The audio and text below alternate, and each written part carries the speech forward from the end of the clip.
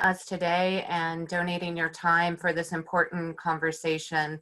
I really appreciate that. I'm Kristen Daly. I'm the Executive Director of Global Washington, which for those of you that don't know that are joining the call, it's a network of 165 nonprofit and for-profit organizations that have a presence in Washington state but do work to improve lives in developing countries.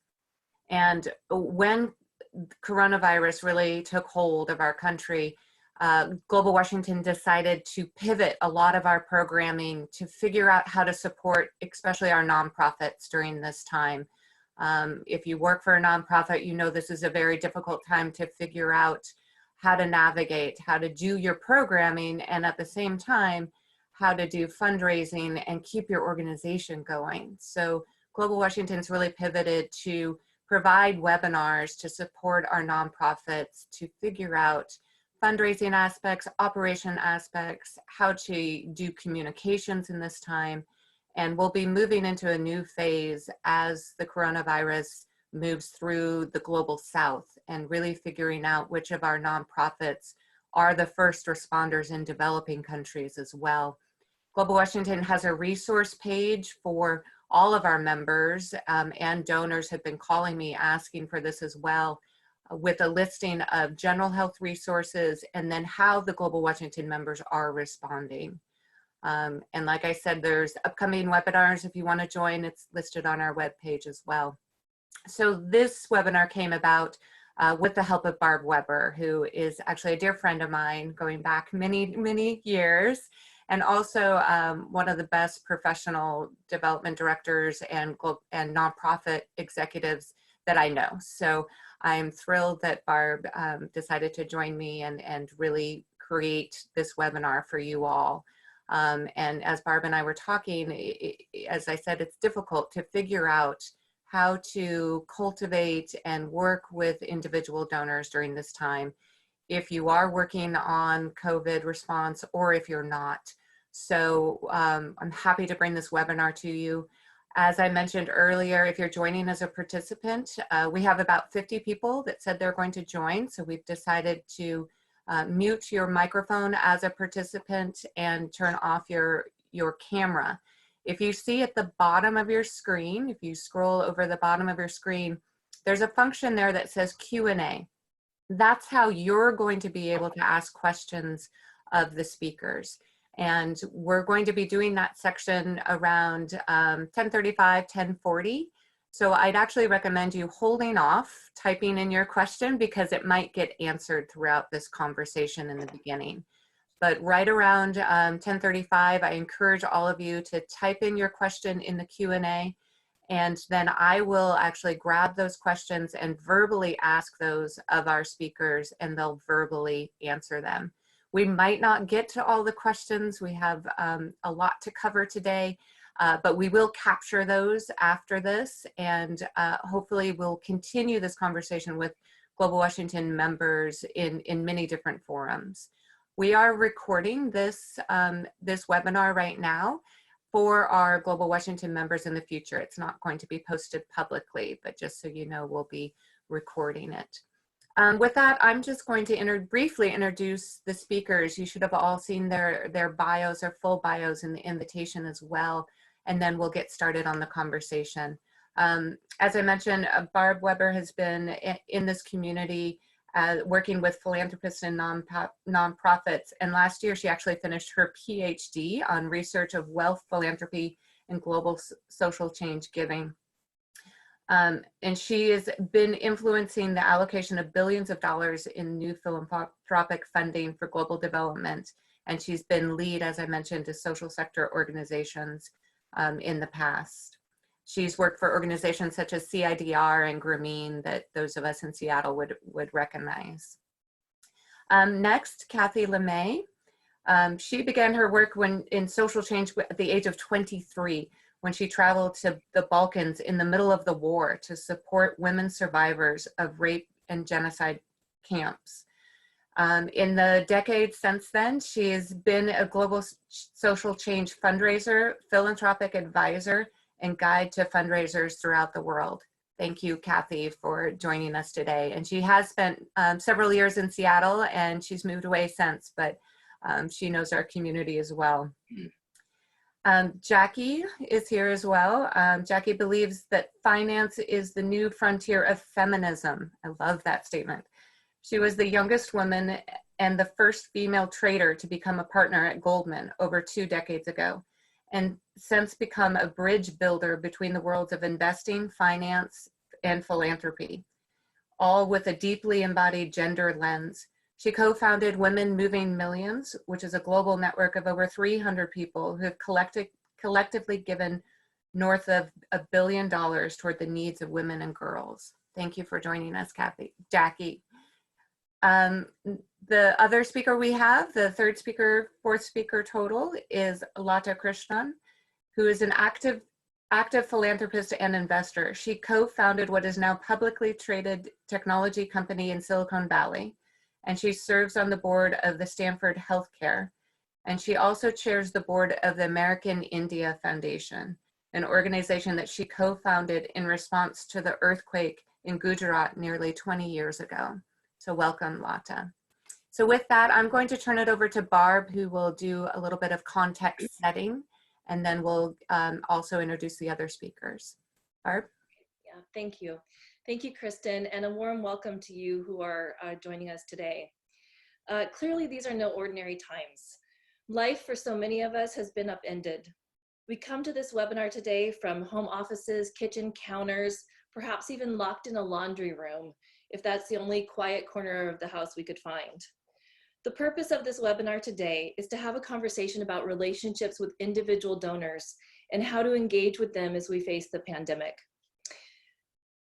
So we, the speakers and panelists, are here to offer perspectives that may help you and your global organizations navigate amidst the many simultaneous challenges.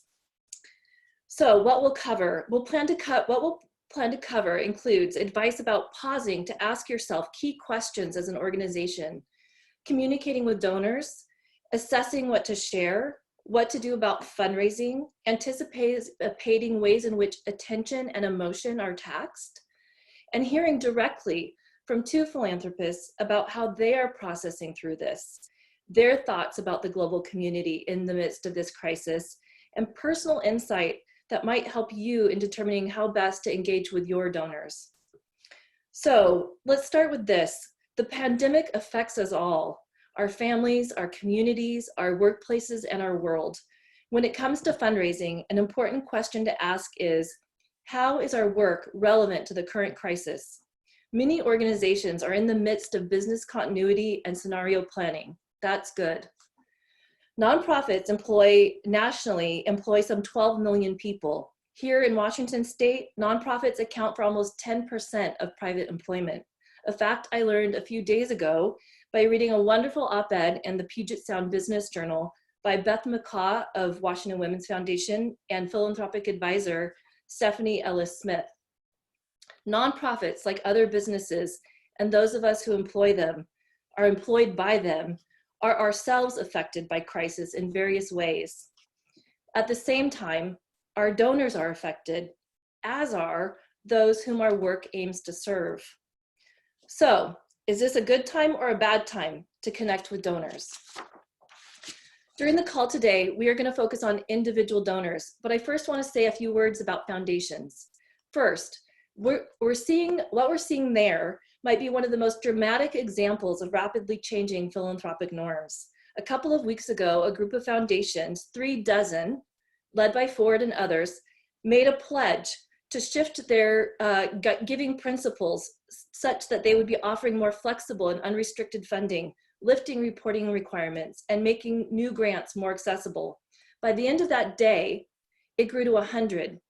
The next day, it doubled again to 200. A week later, it reached 390 foundations. Check out the list and learn more about that by visiting the Council on Foundations website. Second, there's no question that foundations have an important role to play right now. Last week, I was on a call led by Stacy Palmer at the Chronicle of Philanthropy and heard Laura McDonald, who serves on the board of Giving USA. One of the things she has said is that if we are concerned about whether donors will cut back during this time of extraordinary need, Remember that the 5% minimum payout requirement that foundations are subject to is based on assets through the end of 2019. So none of the 2020 market decline affects their required minimum. Some foundations are really rising to the occasion and pledging to do even more. The Mary Reynolds Babcock Foundation, for example, decided to double its payout to meet the demands exposed by this crisis. So, as we focus now on individuals, let's first acknowledge that it may be a little less threatening to contact a person at a foundation whose job it is to liaise with you than it is to talk intimately with another human, an individual donor, during turbulent times. But we hope our call today helps lessen any fear and increase awareness so that you can make choices mindfully about important donor relationships. The threat of infection, even death, are risks that we are all grappling with. Similarly, the financial and economic fallout is widespread among donors, nonprofits, and those already in poverty. Some fundraisers might be nervous about contacting donors, worried that everyone has too much on their plate. And what if we call and one of our donors has a family member who's sick, or they themselves tested positive? But fearfully avoiding donors is probably not the best way to go. Kathy LeMay will talk about how we can skillfully navigate the stress and uncertainty with some refreshing ideas about how we show up, how we care for ourselves, and how we communicate with donors. Is this the time to be asking for money? She will share her view. Sean Gibbons, CEO of Communications Network, noted that this is a uniquely crowded information space, and he advised slowing down or halting all non-essential messages for now. He said, think of this as akin to pulling over to get out of the way for an ambulance. But can that advice be misconstrued or taken too far? Laura McDonald cautions, don't stop talking to big donors just because the world is being shaken. She advises, talk to your donors, but be very cautious about asking.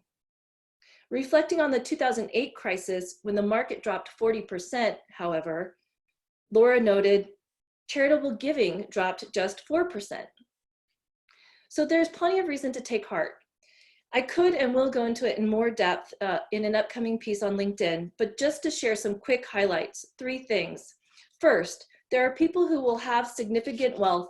There are still people who have significant wealth and want to do good with it. We are on the cusp of what's been pegged as a $68 trillion intergenerational transfer of wealth. Some portion of today's wealth is pouring into philanthropy. Second, there has been a trend toward accelerated giving. A recent study by Rockefeller Philanthropy Advisors makes the point that time-limited foundations are on the rise. Today's givers are not necessarily trying to preserve their philanthropic capital in perpetuity. Third, based on what we are starting to hear from philanthropists, we can be hopeful that those who can give meaningfully during the pandemic will. What may not be audible right now to nonprofit leaders is what individual philanthropists are thinking and saying to peers. I've been starting to hear wealthy people encouraging each other to give and give generously. We see some have committed to urgent response funds, but we don't necessarily know how much. And much of what has been focused on urgent needs is here in our own communities. What about for our work in communities around the world? Well, Janine Firpo, whom I first met while she was at HP 20 years ago, and since has been with the IFC, Gates Foundation, and others, shared a letter that one wealthy man wrote to his peers. It said this: mourn your portfolios in private. Our response will succeed or fail based on what we accomplish together. Write checks, lots of them. Give early and give more to all the organizations you already support. Give directly to people who are facing hardship. Get started drawing down your DAF. Click donate until your mouse breaks. Run toward the fire. Don't let your money shelter in place. Billionaire philanthropist John Arnold stated publicly on March 21st, to the philanthropically inclined whose giving hasn't matched your intent, now is the time. Almost every nonprofit is being asked to do more with less. The money sitting in your donor advised fund doesn't help people. The nonprofits doing the work help people. So back to us. So those are some reasons to be hopeful that philanthropists will show up. But let's come back around to our organizations working internationally. Some organizations may be especially well positioned to help in responding to the crisis. Some may have created a humanitarian response fund. Others may be contemplating how much bandwidth they might have to mitigate the impact in the communities they serve. Right now, so many people just want to know if the local hospital in our town or city has enough masks and gloves. In a New York Times article on March 27th entitled "How Philanthropists Are Helping During the Crisis," a New York philanthropist who recently gave $30 million to bolster mental health is quoted as saying, "There is a social anxiety that people feel in a disaster. Our entire society is feeling that right now." And so for social sector organizations working internationally, the impact on those we serve may be a distant reality. It seems we are just beginning to hear how this is rippling across the global south. Will donors forsake the rest of the world? Will they pull back their support? But again, the American philanthropic tradition is strong, and it rests on fundamental human impulses. Michael Moody and Robert Payton, a founder in the field of philanthropic studies, wrote some years ago, across languages and histories and wars and plagues and triumphs and tragedy, there is evidence of human effort to lessen agony and to encourage happiness. They stated, "Concern for others is a defining characteristic of humans. We see this illustrated time and again in the philanthropic response to the human condition. Indeed, the human response to the suffering of others is the most basic and powerful of the forces at work in philanthropy throughout history." So there's plenty more to say, but a few tips before I ask Kathy to go into more depth with concrete advice. I will start by saying, right now, everyone ought to be acknowledging that things are, to use a technical term, wonky. If you haven't updated your website or your social media with a post that acknowledges the pandemic, please do so. Otherwise, it's like, hello, anybody home? Second, do be thoughtful. Do recognize that everyone is pressed right now. Don't vanish. Honor your relationships. Third, when contacting your individual donors, lead with empathy. Be intimate. This is a time when we are all invited to be fully human. Most of us have lost the pretenses and trappings of our offices. Embrace that. Fourth, if you ask, "How are you?" be prepared to listen, but also know your own limits and get support. If you are calling a roster of donors, each will have their own story. In some cases, it might be a lot to take in, on top of what you already are dealing with in your own life and organization. So now I want to turn to our panel and start by asking Kathy LeMay to offer her wisdom and guidance on fundraising during crises. And Kathy will then invite Jacki into the conversation. In designing this today, we wanted to be sure that you aren't just taking our word for all of this, but that you get to hear too from at least a couple of people who are highly regarded philanthropists themselves. Then before we go to Q&A, I will ask Lata to share with us how she is thinking about all of this. So Kathy, over to you. Barb, thank you. Several times through your presentation, I wanted to yell, "Preach, Barb!" That was really so well done and framed incredibly well. And I thank you for that. And Kristen and Lata, what a joy to be with you. And to everyone who signed in, we're really, really glad that you're here.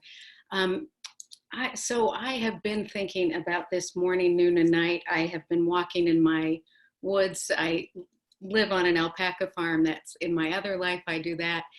And thinking about what does it mean to be a fundraising leader right now at this time? And what is it that fundraising leaders need to hear and to know to be able to move forward the mission that they love so much? And what I've been doing is calling on the experiences I have. And I want to share that I am acutely aware that the time in which we're living is unprecedented. And so I'm extracting from experiences I've had, knowing that this time in which we live is going to call on all of us, maybe in a way we never quite imagined. And I actually see extraordinary things coming out the other side. I see a reconnection to the common good that maybe hasn't been there in a little bit, but may be making a comeback. So what I know from having worked in Bosnia during the war and after doing work in Rwanda post-genocide and years in the HIV/AIDS crisis in the United States, when I think 250,000 Americans had HIV and AIDS before it was even mentioned or really openly discussed. And what did we do in those moments that could be helpful to us today? So here's a handful of things that I want to share that I'm recalling and that I promise you I'm doing every day with donors that I know. Barb said, this is the time to be human. If you are someone who has had soft skills in droves, I want to officially welcome you to leadership of our times. The very skills that we were once told were unnecessary and not needed in a professional workspace, I think are going to be the skills that are going to lead us through this. The skills that you have brought as a fundraising leader, where you're empathetic, relationship-based, and so deeply caring that sometimes you just feel it in your cells every moment, are actually going to be the skills that deepen your relationship with donors right now. I want to really invite you to write to donors in maybe the most thoughtful way you ever have, and share who you are in this as well. Sometimes what hasn't worked in fundraising, and Jacki and I have talked about this in our 20 years of working together, is donors and fundraising leaders want the same results. We share the same values and we're looking for the same goals. And yet sometimes our system has set it up. There's such space between us. There's such distance. And yet there's such a chance to bridge build right now. So I am next month taking a leadership role in an international NGO. And I've been working with the executive director, and I said, the very thing that got you into this mission is the thing I want you to reconnect with. I want you to sit and feel this mission and feel these values down to your DNA, and then hit the record button from your couch.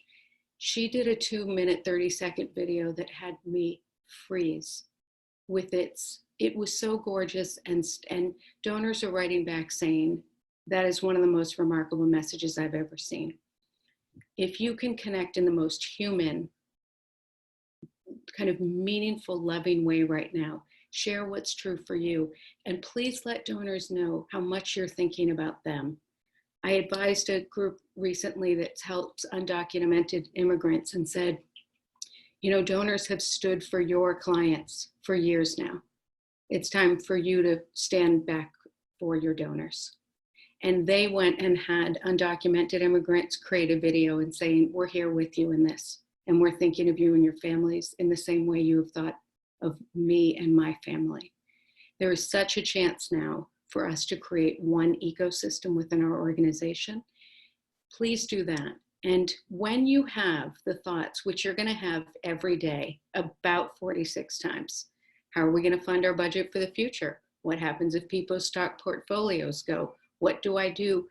Here is what I have learned in working in crisis zones in the middle of epidemics like HIV/AIDS. Not one of us can predict the future right now.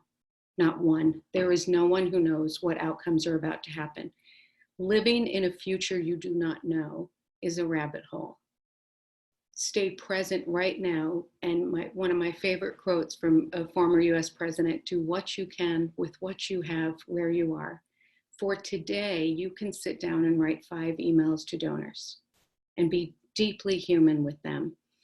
And I promise you, having raised money, HIV/AIDS after 9/11, people gravitate to where they find a home. People gravitate when they feel seen.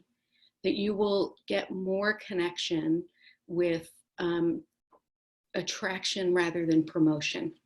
Create spaces in your organization for donors to actually have their experience in this. You will go through it together. You will get funded by this work.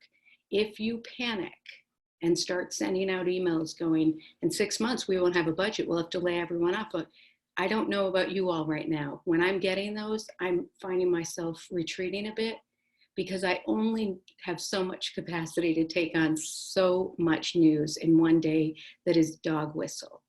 The people who are coming right now as fundraising leaders and leaders of nonprofits as calm, measured, and steady, saying this is difficult, but we're going to take it one day at a time.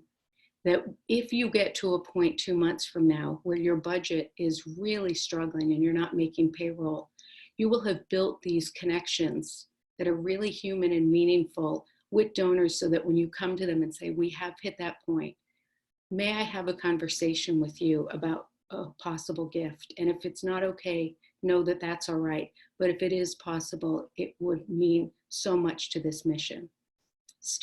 Calm, steady, measured. And as always, it was 15 years ago that a donor once said to me, Kath, I get so many asks and I don't mind them, but sometimes I feel like I'm being asked to fund a budget and not fulfill a mission. And so be careful that we don't put our budget stress on the shoulders of donors who are in their own lives experiencing stress, but that we invite people to be part of our mission. And there's no time like now where you feel that. And I am seeing donors step up epically.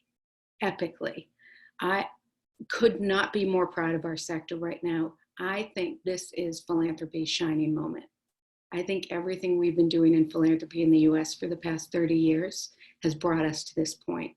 And the generosity that I'm seeing coming from people has literally brought me to my knees. So keep values, mission, connection, meaning, human. And then when you have a genuine ask, I really feel strongly that people will respond to you. And I want to pass it now to Jacki, who's one of my dearest friends and my partner in crime and social change, who's going to share, as somebody who is funding organizations and bringing her leadership to a whole new level, her experiences for you. Well, thank you, Kathy. And obviously you have the expertise with Barb and Kathy, and I'm just here to add perspective and just really be in dialogue and can save, a lot of what I have to share maybe in the Q&A if it's relevant, but just the opportunity to be in dialogue, at this time. I feel like I wear a lot of hats. I mean, I've run, when I was in leadership at Women Moving Millions, I too had the responsibility of raising money. And I think that has made me a far, far, far better donor. I think we shift hats a lot. I think a lot of, obviously, I'm sure everyone on this call who is a professional fundraiser, which I think is truly such a noble profession, is also, of course, a donor to many organizations. And I think Kathy's advice is right on. I mean, it's not surprising that I've had a relationship with her for 20 years. And, I think a lot of what I want to address maybe will come up in Q&A, but I think Kathy's right, is that donors, people, we're not, you can retreat, and trust me, I have my days that I want to hide under the covers like everybody else. But at the end of the day, I think this pandemic is something that's really going to bring us together. And because I think there is a lot of shared experience, and Kathy has said this to me when I've been complaining and then feel guilty about it because I live in a big house in a beautiful place, and I am positive for COVID, and our whole family is, and it's been a couple of weeks of hoping that no one gets super sick. And we live in a town that, is quickly becoming, a hot spot, certainly in Utah.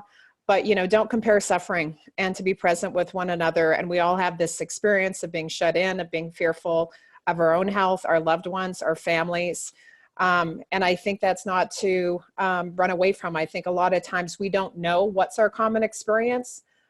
Because the context for which our days go are just completely different. Well, we have a universal, similar lived experience right now that's completely unique to this moment.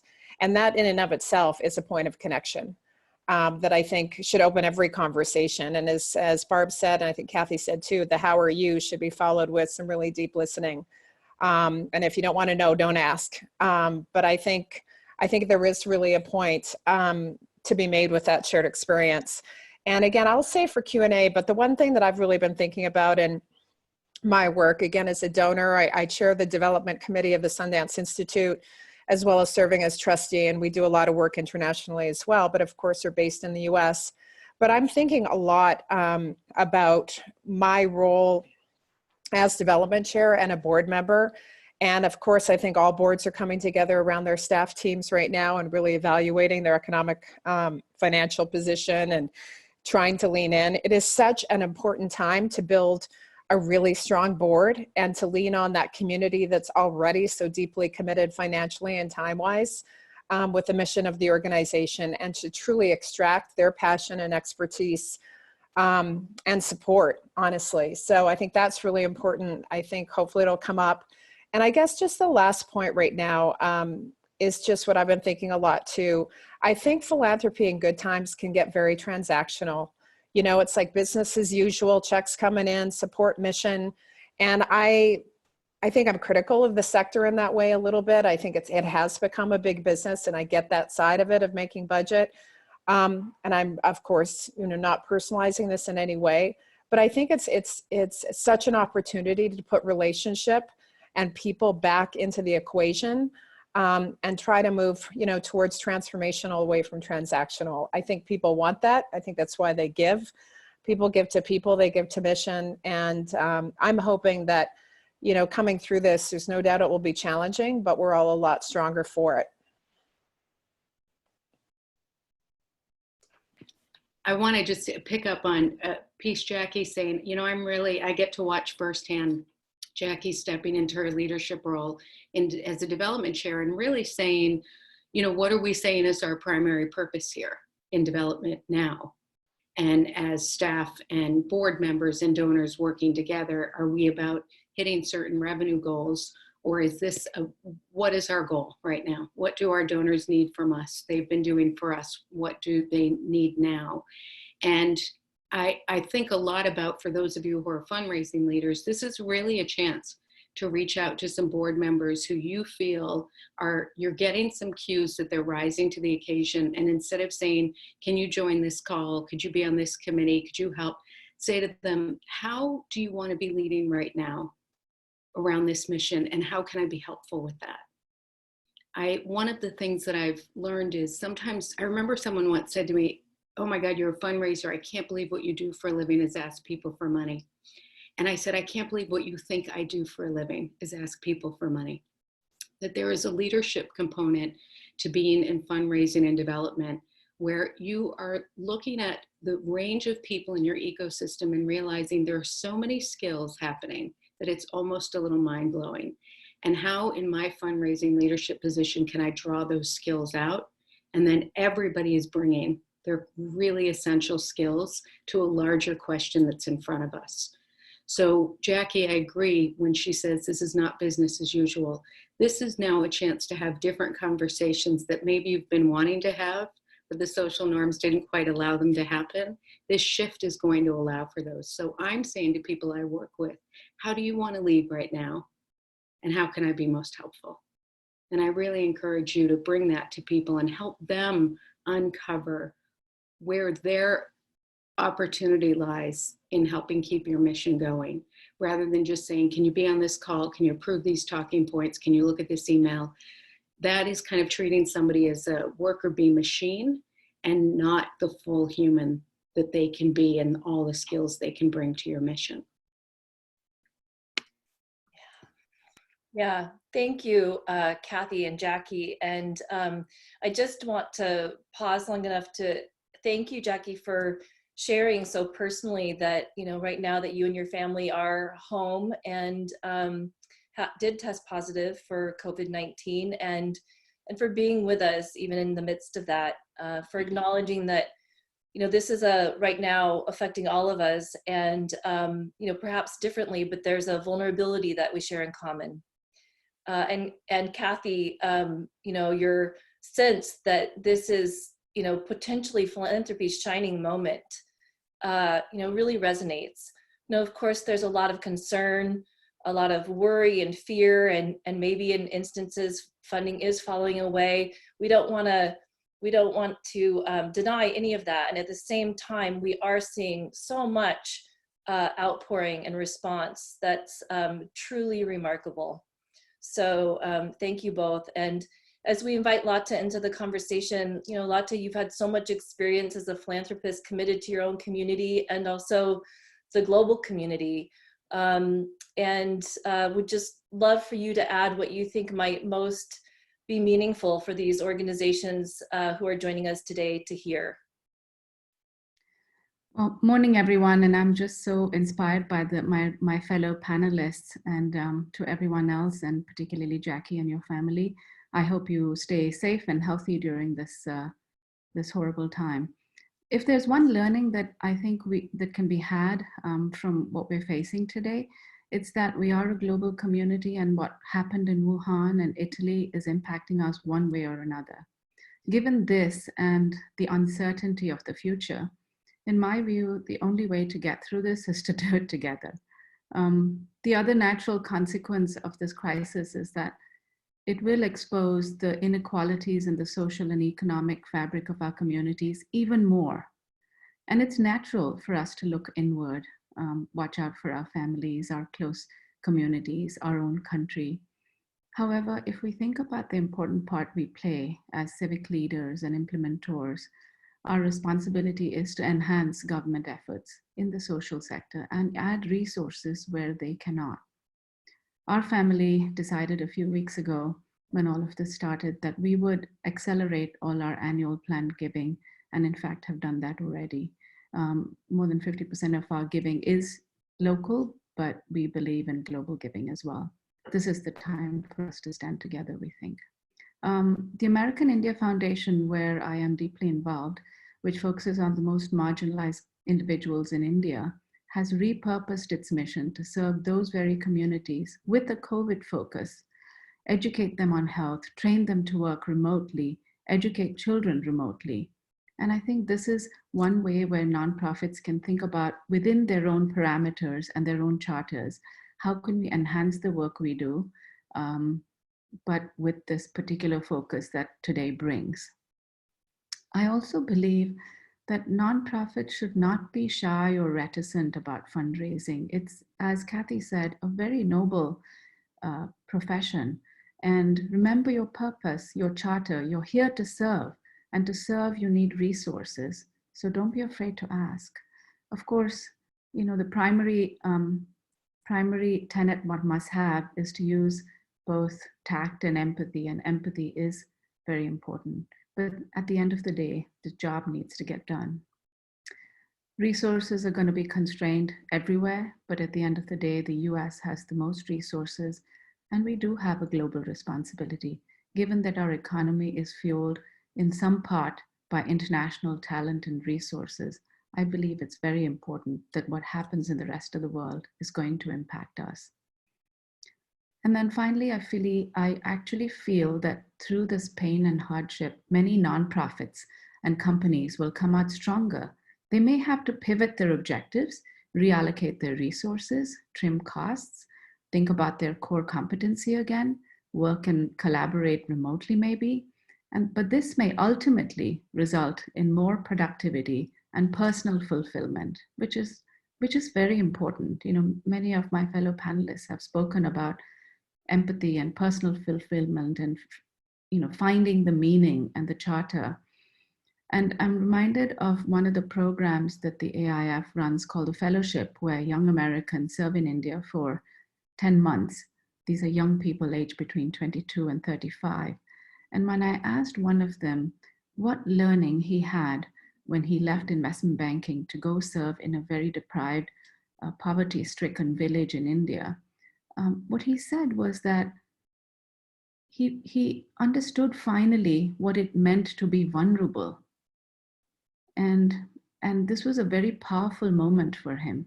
And I think this is what everyone today has been saying, that understand one's own vulnerability, try and help others reach their own. And I think that as nonprofits, we are the voices of the unheard.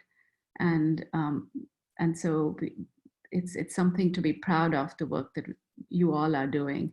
And so keep at it, stay safe, and thank you. Lata, thank you so much for that. Kathy, Jacki, Barb, this has been a fantastic conversation. It's been really rich with lots of tips and advice and perspectives. So thank you so much. We're going to move to Q&A. So the participants on this webinar, go to your Q&A function on the bottom and you can type in the questions there. And I'm going to start with a question that I think I'll direct to Kathy. And also in your question, if you're typing it out, please try to direct it to one of the speakers so we can get more questions in. Kathy, I've been talking to a lot of nonprofits that work in areas that don't relate to healthcare or emergency response, and they might be struggling the most. Some do education, support schools in the global south, and some of those schools are closing. So how are you supposed to approach an individual, and beyond the relationship wise, to ask for money for a school that might not be open in the foreseeable future? And some are asking me also, should they pivot their business model or their activities to try to figure out a way to relate to the emergency right now?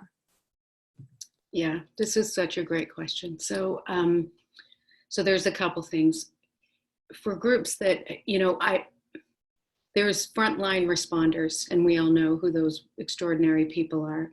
But shortly, I think almost every nonprofit is going to be a frontline responder in some way. I don't think that there will be a mission not impacted by COVID-19. The key is to not stretch your mission to connect to COVID-19 if it's not quite there. So I just want to be really transparent and open about that right now, for some places that are really responding to the diagnoses we're seeing in their treatment, and really it is life or death, that it is essential we move capital. At the same time, donors are paying attention to the secondary and tertiary groups that are right outside that immediate circle.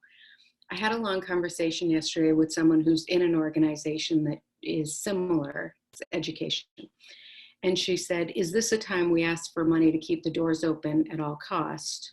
Or is this the time that me and everyone in the organization sit and say, what does the community need from us? And is it still what we've been offering, or is it different? And I would say it's the latter. As I've seen, you're watching in your own personal life how you're having to pivot, right? Based on new data and information we are all getting every day. What was the social norm 3 weeks ago, particularly in the US, is not one anymore. You wouldn't just keep doing business as usual while you watch this tide turn. And I think that's got to be the same. I'm seeing businesses do it, and I think it's the same for nonprofits. That now's the time to actually convene in your collective and say, what does our community deeply need from us? Do we have that offering? Do we pivot? Do we stay the course? Do we incubate for 6 months and then come back out? And if you in doubt and you don't know, you ask the community you've been serving, what do you need from us? What do you need us to be? What is it? Sometimes we can get so caught up in our institution and keeping our institution going and institution building that we forget to say, is that institution still serving the very constituents we built it for? So who we serve has to come first before our institution. And the key is to listen and ask them what they need. I am imagining, this is my guess, and I just want to say this is my guess, that a lot of organizations are going to merge in this process.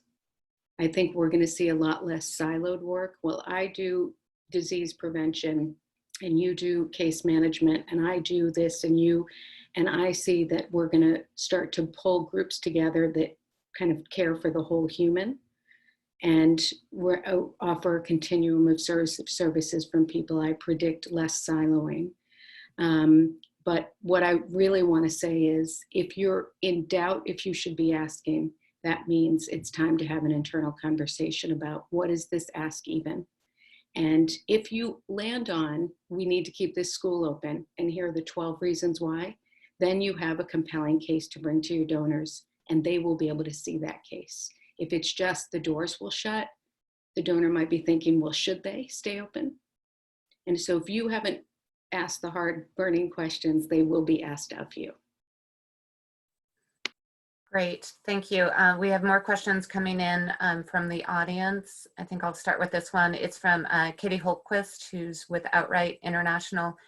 And she's wondering how, if I can summarize, is this an okay time to reach out to new prospects in addition? And if so, how, especially if you have a COVID-19 response effort?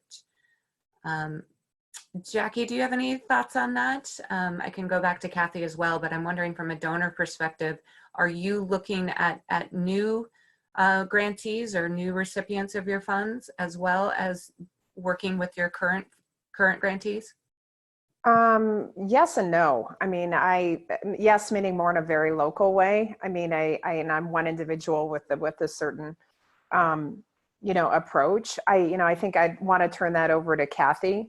But I think, it's something even at the Sundance Institute and other organizations, I think we're asking ourselves about new, and the general answer to say, if it's not responsive or additive and you have a solution to the current environment, it's probably not the best time. By new, meaning brand new, no relationship, starting from square one. But I do think if you have a solution, and I'm working with a lot of, I see the lines between sort of charitable, nonprofit, and social impact is very blurred. I have 4 companies in my angel portfolio that are responsive and can serve in this time. And I'm very much going out to new donors or new investors in that context. So my advice, and I'd love to hear it from, Barb and Kathy in their context, is I would, on the receiving end of that, if it wasn't contextual to what's going on right now, I would wait a beat and see how a lot of this plays out. But if you do have a solution, of course. Yeah, I'll jump in there, and then Kathy, you might have something to add.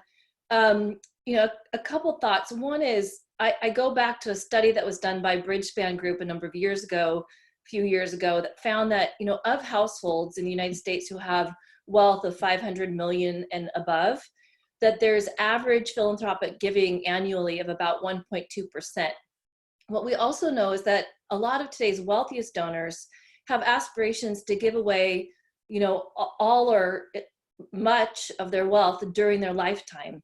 And if we wanted to understand what would it take to give away half of a $500 million fortune over, let's say, 20 years, it would require an increase of giving of 10-fold increase in giving annually to accomplish the goal of giving away half of that fortune over 20 years. So I believe that there are especially very wealthy donors who have been orienting towards philanthropy and have wealth, some of which will be impacted by what's happening in our markets, some of which won't. And if, as Jacki said, if you're with an organization that's responsive to this crisis in some way, Lata spoke of the way that this crisis is exposing ways in which our social fabric was already frayed, economic vulnerabilities due to inequality in our system as it was. If the work that you're doing is responsive to the crisis, that if there's alignment with that prospective donor, if you have an understanding that there's some affinity or interest in that particular work that you're doing, it might be a time to do that. I mean, and that said, the other thing I would add is that we are hearing a lot of encouragement right now to donors: support the organizations you've been supporting, right? And even if your housekeeper isn't showing up, pay them too. So there's a lot of let's take care of the folks that we've been in partnership with, which isn't to say that there isn't also new and emergent partnerships being formed. Yeah, Barbara and Jacki, thank you. And I would add to that, in Katie's question, I want to say that Katie is a pal and an extraordinary leader in this sector. And I'm so happy you're on this call, Katie. for everyone, watch what you're getting in your inboxes today, tomorrow, the coming days, and watch which messages feel really compelling to you and have you go, oh my God, I actually read the whole thing. You're going to end up donating to those people at one point. I'm just going to predict that now. And then you're going to see messages where you go, oh, gracious, my goodness. And somehow you just add to trash.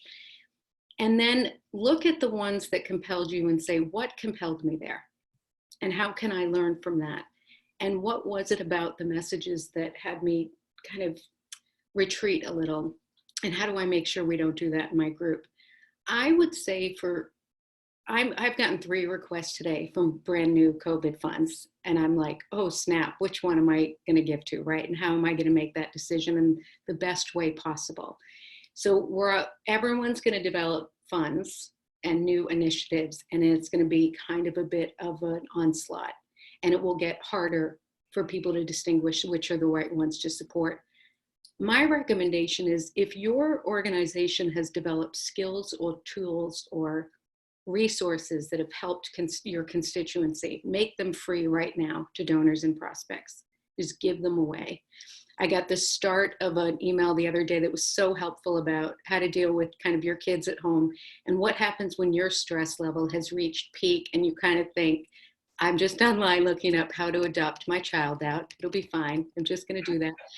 And it was so helpful that it was like, you're going through this too, parents. This isn't just your kids. You're scared too. And a lot's happening for you. And it would have been perfect if it ended there and said, hang tight, in 3 days, a next set of tips for you. Right after it was, we need you to donate now. And at that point I was like, oh shoot, right? If you have offerings for people that are really helpful right now, give them away free in droves. I promise you those people will start to almost feel like we went through this together, and they'll want to see you keep going because it will also add value to their experience. Kathy, that's great advice. Thank you. There's so many nuggets in here. It's great. Lata, there's a question here I think that you could answer because I know you've been so involved in the American India Foundation. How do you keep foundation working groups or advisory boards engaged during this time? You mentioned that the American India Foundation has created new efforts and new funding around COVID, but what about the efforts that are not related to COVID? How do you keep those advisory groups engaged? Well, we continue our work in those areas. I mean, that is the charter of the organization. So I think we have to be focused on that. And as far as, I mean, the nonprofits that we've already committed to, obviously we have to keep those commitments, and we are continuing to fundraise for that. But as far as the advisory groups are concerned, I think it's what we've heard so far from Kathy and Jacki and Barb, which is that, you know, we need to give away what we've learned, what we have, are the tools that we've built, and we need to have empathy for what they're going through. But I don't think there is anything new that I have seen being offered. But you would welcome keeping engaged in a committee that's not related to COVID.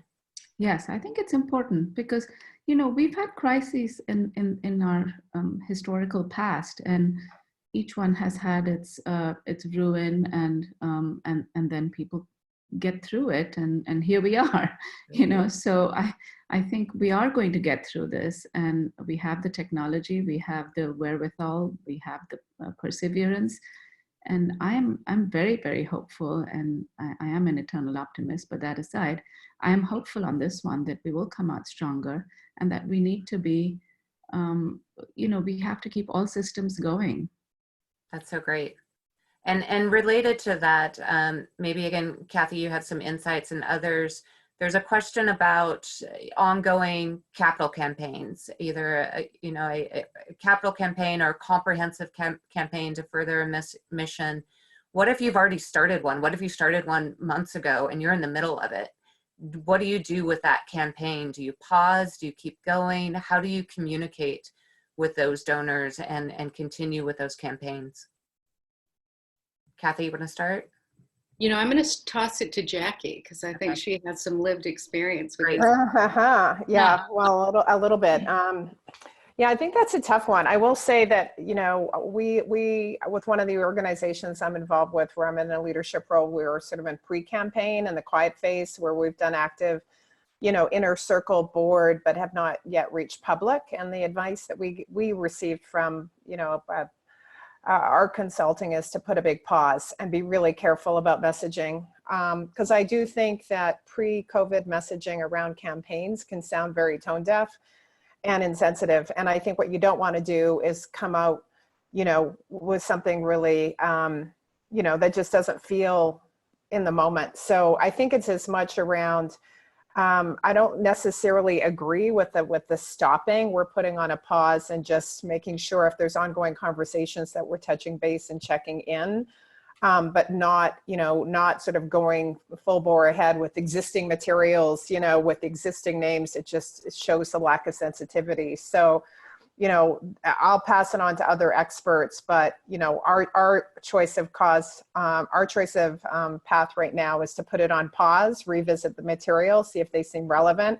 If there are active conversations, don't just drop them, because that's showing a different kind of lack of sensitivity. Circle back, ask the person if they want to proceed right now, if this is a timing, if they want to keep going with, again, deep sensitivity to what's going on. But and I think that advice sounds right to me as a co-chair of the campaign. It's great. Yeah. Anyone want to add something? Yeah, I just completely agree. And I think, you know, in my training of people, I've done master classes in fundraising, and over what people have said to me that has always been helpful, that I want to make sure I share with all of you today, is ask permission to ask. And I think that is now more important than ever before. Could it work for you to have a conversation about this? And if no, that is completely okay. And whenever it does work, great. What I found after 9/11 doing fundraising in New York, about 4 weeks after, the donors I worked with reached out to me and said, I have to think and talk about something else. I have to. So if you don't feel comfortable traveling here, can you just talk to me about what's happening with women's human rights? Or I need to think about something else. I need to refocus, and I need to be part of something that's having forward movement and is hopeful. And I think people are going to start to say, you know, after, you know, so many Netflix binge watches and staring at the same color on the wall that you no longer like, there is going to be this need to have meaningful connection in things that are moving forward. But the key is ask permission to have that conversation. And Kathy, that's come up with people asking me that they've asked, do you know when that moment is going to come? People are saturated right now and probably still immersed in COVID, but do you know when? Do you have a crystal ball of saying, when can we start pivoting to other topics? Oh, I do. I definitely have a crystal ball. Yes. You know, I was looking the other day at Elizabeth Kubler-Ross's 7 Stages of Grief to see where are we landing with this pandemic and grief. And any minute now, people are going to be pissed off. And do not underestimate the value of when someone is mad and wants to see things set right and set on the course they should have been on the whole time. I think when you come out of the shock and the denial and the fear, you get pissed. And I have seen people do some extraordinary things. So what I'm waiting for is the pissed moment, and then saying to people, allow me to help you channel that anger in the most productive way possible. So just watch your own behavior and how you're moving through it, and watch how other people are moving through it. You will see that you've gotten some asks that seem a little too early. You will. And to do that when somebody is still trying to go, do I go to the grocery store and where are my pants? And in the midst to like throw this massive ask at them is not realistic for understanding human behavior and how people need to move through things. So what I've said to, can you just give everyone a second to please catch up to what this all means? And then when people start getting really upset, they're going to want to take action. That's fantastic. So we're at the end time for this webinar. There are a couple of questions we didn't get answered. Again, we'll capture those and get some comments back from the speakers. Again, Global Washington is completely committed to supporting these conversations. So we have another webinar actually next week that's again focused on fundraising, more on contingency planning for fundraising. So if you'd like to join that, please go to the Global Washington website. Reach out to us. Thank you all so much. I would advise all of you to follow all of these amazing women that you see on the screen now on LinkedIn. They're putting out some great material there as well. Kristen, can I just mention something? Yes. Kathy and I are co-writing an article. Well, I'm interviewing her basically on this topic, and we're going to publish that probably on Monday. But I think it's on Kathy and my LinkedIn, Jacki Zehner. There is an amazing article, Kathy. I interviewed Kathy for it called last year, called How Not to Run Out of Money. And we didn't touch on all her incredible points from that article. So you can Google Kathy LeMay or look up mine. It was, I think, in April. So check that one out, because I just reread it and I think it's fantastic advice in this moment. That's so great. And what we can do for the people on this call is we'll collect a lot of those links and we'll send that out to all the participants, including some of the resources Barb mentioned. Again, the Council on Foundations, looking at all the foundations that have been stepping up in this time as well. So thank you all. Everybody take a deep breath. This has been very inspiring. I think all of you have said it's relationship based. We keep those relationships. I love the idea that those people who have great soft skills are going to be the leaders in this time for sure. Thank you all for sharing your time today, and be well, stay safe everyone. And we'll look forward to connecting with all of you in the future. Thank you so much. Bye. Bye.